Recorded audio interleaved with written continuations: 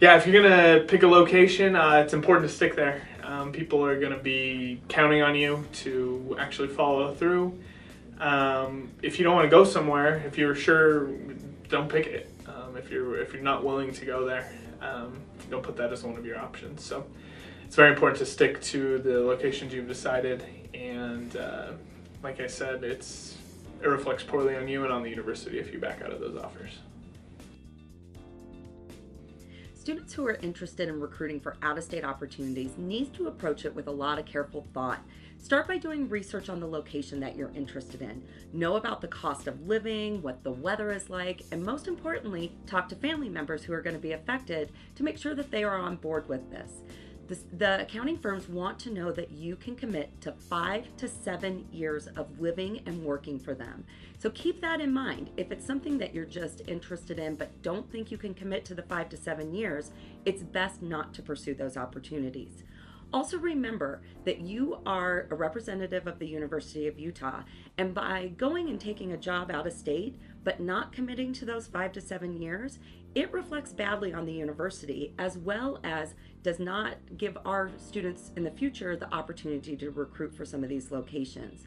We currently have locations with all of the Big Four accounting firms, different cities across the country that we cannot recruit with because somebody had made that mistake in the past. So really make sure you can commit 5 to 7 years before you choose a location. So when you think about recruiting, you're going to have a lot of different events that you go to. Starting kind of with the first thing, you're going to get an invitation to these events. Invitations are meant to get the RSVPs that we need to hold our events and to take care of our events, ensure that we have enough food, we have enough professionals. So really make sure that you're looking over the entire invitation and respectfully declining or accepting that invitation so that we know. Once you're at these events, remember that they are professional events and they are meant for your networking.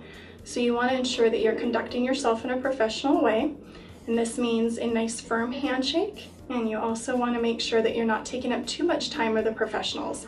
This will benefit not only you, but your other fellow students that might be there, and our professionals, and not taking up too much of their time. Average, I would say probably a 3 to 5 minute conversation, and then you can just very politely excuse yourself from the conversation. The professionals are definitely taking that into consideration. Once you get through the events and you get past interviews, you might end up with an offer. This is another time that we really like to coach students on their etiquette and just being a professional all the way throughout the process. You want to make sure that when you have all of your offers in hand, that you are considering them all, and once you've made your decision, you get back to the firms. I know it can be a little tough sometimes to make those calls to the firms you're not accepting with, but when you really consider your etiquette and taking care of other people, not only yourself, that's the time that you want to just go ahead, give the calls, make the calls, and this ensures that those spots can be filled by other people that might be waiting in line. It's really important to remember your etiquette for the social events. Be sure to RSVP. This is critical for their planning. In the past, we had a firm who had a social event, only 50 students RSVP'd, but 100 students showed up. They didn't have enough food, they didn't have enough professionals there for you to talk to, so RSVPing is critical. Also, if you RSVP, please plan on attending. Just like if you haven't RSVP'd and you show up, the same thing can happen if a bunch of people do RSVP and then don't make it, then they have extra food, and plus they will remember if you have RSVP'd and then not showed up to that event. In addition, only bring guests when they say that they are invited. Now, occasionally some firms will say it's okay to bring kids, most do not. I would recommend do not bring kids to any of the social events because it's going to be hard for you to focus on recruiting with your children there. In addition, be sure that you show up right at the start time of the event. Our students have a tendency to come 20 minutes, a half hour early to an event, and that is the time that the firms are really getting everything put into place. So being there too early actually can hurt your chances. Arrive right on time.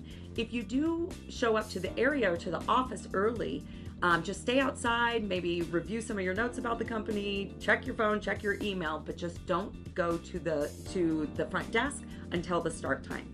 Likewise, make sure you're not the last person to leave. We have had reports of students who stayed an extra half hour, 45 minutes at social events. Remember, these professionals have lives. They need to get home. They've had a long day. And so make sure that you're aware of the end time of the event and that you're leaving right at that time. Yeah, I mean, it's very, obviously, we work in an industry of integrity, and so sticking with commitments is obviously a big, I think, play on your attitude as an individual in general. And we get that, you know, when you're recruiting for a job, that you cast a wide net and try to get the most exposure as you can.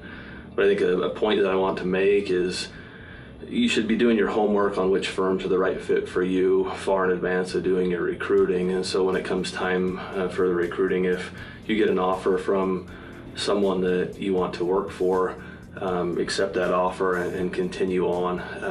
You know, I can tell you that all the firms are going to be very similar as far as compensation goes and as far as packages go. And so if you're holding out for more money or those type of things, it's just not the same. And that also goes to when if you decide that you want to take a job, you really shouldn't renege on that commitment once you're done. Once the commitment's made, and open that up. And also, I think I will speak for most firms, if we realize that you might not be the best fit for us and vice versa, and I would rather someone tell me that ahead of the game than after and kind of string me along. And so from a commitment standpoint there too, if you've accepted someplace else, you know, let me know. It's not a bridge burner by any stretch of the imagination.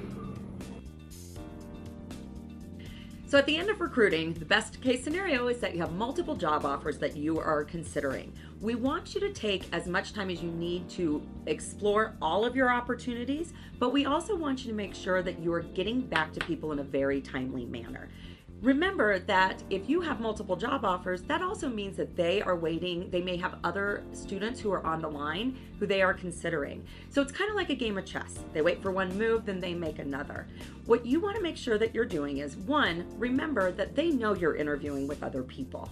So if you do have a recruiter or a partner from a firm contact you and want an update, please give them an honest update. Let them know who else you're considering your options from, but keep in constant contact with them. Recruiters have reported to us that sometimes when students get multiple offers, they start kind of getting a little cocky, maybe are avoiding the phone, their phone calls, not returning messages. It is critical that you get back to them, even if you don't know your answer yet, just to say, I'm still thinking about it, and to give them a realistic timeline of when you think you will have an answer for them. Keep in mind that this is part of your professional reputation, and how you handle these offers will really say a lot about you and your professionalism in the future in this profession.